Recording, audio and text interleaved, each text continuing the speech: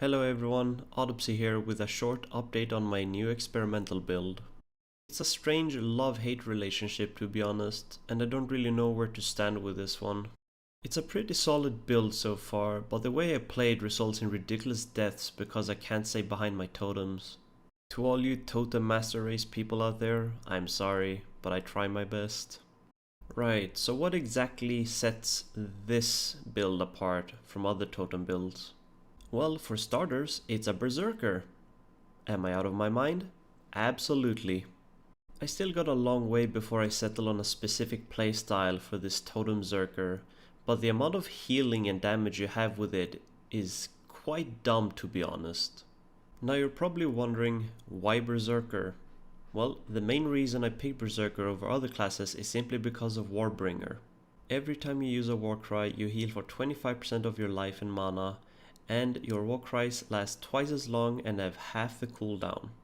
That's 1/4 of your life and mana back every 2 seconds.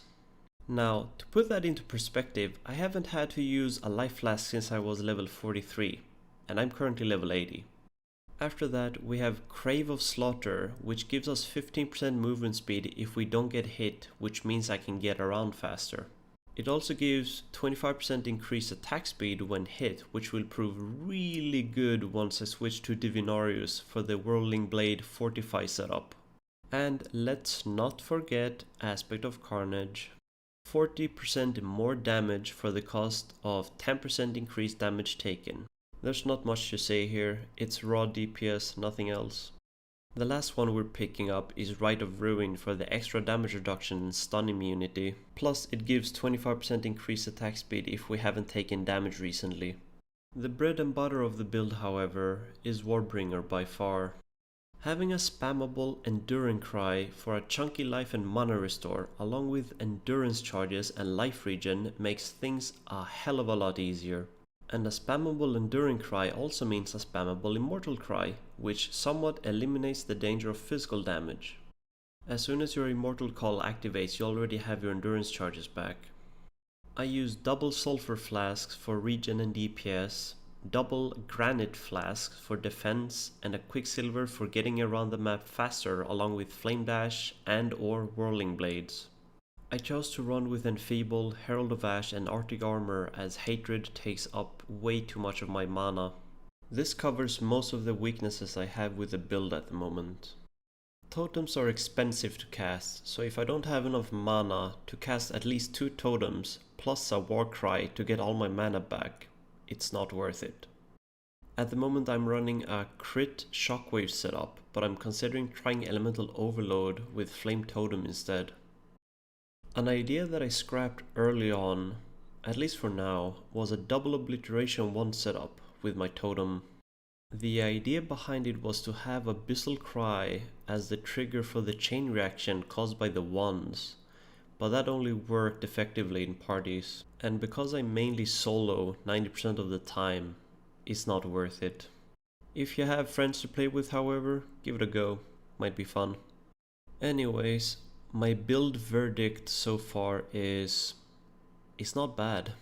If you want to try a bizarre self-found Berserker build that works, then go ahead and give it a go. Just stay away from hardcore. I don't think it can currently handle it.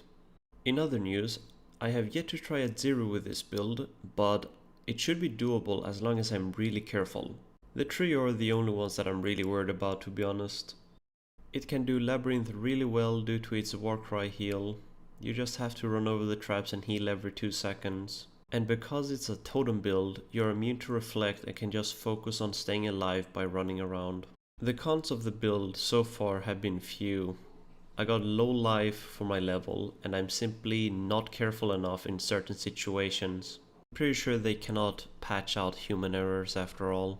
I think it will be sorted out once I get a few more skill points and some more life on my gear, so for now my main defense is just to run around. So as long as I don't stop for too long or get a freak hit to the face, I won't die. Also, reflect damage kills the totems really fast, so they have to be recast very often. At least you're immune though, right? On a side note, I'm considering making a totem tree for the necromancer just to see how overpowered I can make her. Just the thought of being a totem necromancer with capped block and spell block makes me dirty. I feel dirty, but it's a good type of dirty. That will have to wait, however, until I'm done with this character. Anyways, that's it for now. I'll put the build in the description below, and I hope you all have a lovely day and or evening, whichever it may be. Bye!